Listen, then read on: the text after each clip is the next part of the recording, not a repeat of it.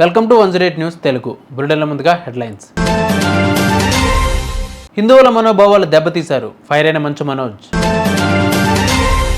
ట్రాఫిక్లో చిక్కుకున్న యోగి ఆదిత్యనాథ్, సస్పెండ్ అయిన పోలీసులు.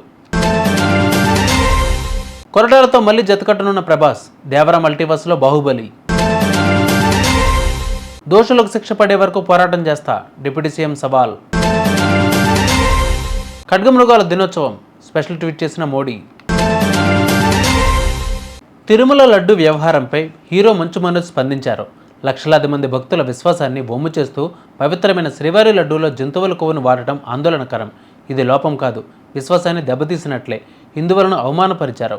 అన్ని పార్టీలు ఏకతాటిపైకి వచ్చి బాధ్యులను గుర్తించి శిక్షించాల్సిన అవసరం ఉంది. సాంప్రదాయాల ఉల్లంఘనలకు సహించబోమని మనం ఒక ఉదాహరణ నిలవాలి అని ట్వీట్ చేశారు. యూపీ సీఎం యోగి సెప్టెంబర్ 10న నోయిడా ఎక్స్ప్రెస్ వేపై ట్రాఫిక్లో చిక్కుకున్నారు. అప్పటికే కురిసిన వర్షం వల్ల రోడ్లను వరదలు ముంచెత్తడంతో ట్రాఫిక్ జామ్ అయింది. అప్పుడే ఇండియా ఎక్స్పో మార్ట్ నుంచి తిరిగి గౌతమ్ బుద్ధ వర్సిటీకి వెళ్తున్న సీఎం యోగి ట్రాఫిక్లో చిక్కుకున్నారు.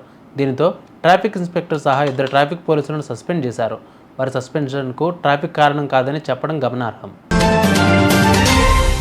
ప్రభాస్ కోసం దర్శకుడు కొరటాల శివ ఓ కథను సిద్ధం చేసినట్లు సినీ వర్గాల్లో ప్రచారం జరుగుతోంది. దేవర పార్ట్ 2 తర్వాత వీరి కాంబోలో సినిమా రానున్నట్లు సమాచారం. గతంలో కొరటాల డైరెక్షన్లో ప్రభాస్ నటించిన మిర్చి సూపర్ హిట్గా నిలిచింది. ఆయన డైరెక్షన్ చేసిన దేవర పార్ట్ 1 ఈ నెల 27న రిలీజ్ కానుంది. ఇది హిట్ అయితేనే కొరటాలకు నెక్స్ట్ బిగ్ స్టార్స్తో అవకాశాలు దక్కుతాయని పలువురు నెటిజన్లు అంటున్నారు. తిరుమలలో జరిగిన ఘటన భవిష్యత్తులో మళ్లీ జరగకుండా ఎన్డీఏ ప్రభుత్వం చర్యలు తీసుకుంటుందని డిప్యూటీ సీఎం పవన్ కళ్యాణ్ హామీ ఇచ్చారు. దీనిపై సిబిఐతో విచారణ జరిపించడంపై కేబినెట్లో చర్చిస్తాం. దీనిపై నిర్ణయం తీసుకోవాలని సీఎం చంద్రబాబును కోరుతున్నా. ఆయన ఏ నిర్ణయం తీసుకున్నా మా మద్దతు ఉంటుంది. వైసీపీ హయాంలో టీటీడీలో జరిగిన అక్రమాలు, అపచారాలపై విచారణ జరగాలి, దోషులను శిక్షించాలి అని అన్నారు. దోషులకి కఠిన శిక్ష పడాలి.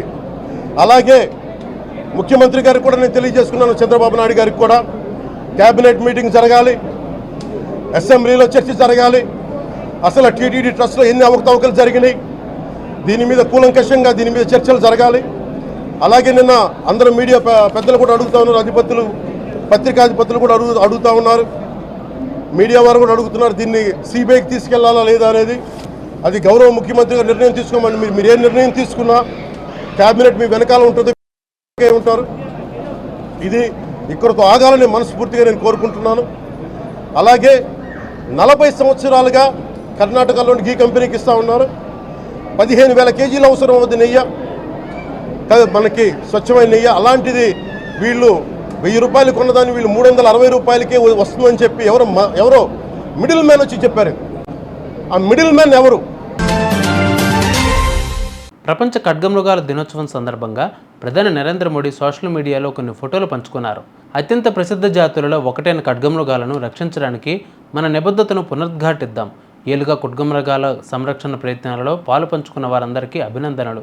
దేశంలో అత్యధికంగా ఖడ్గమృగాలు కలిగి ఉండటం గర్వించదగ్గ విషయం. వీటిని చూసేందుకు కజిరంగా ఫారెస్ట్ను అంతా సందర్శించండి అని తెలిపారు.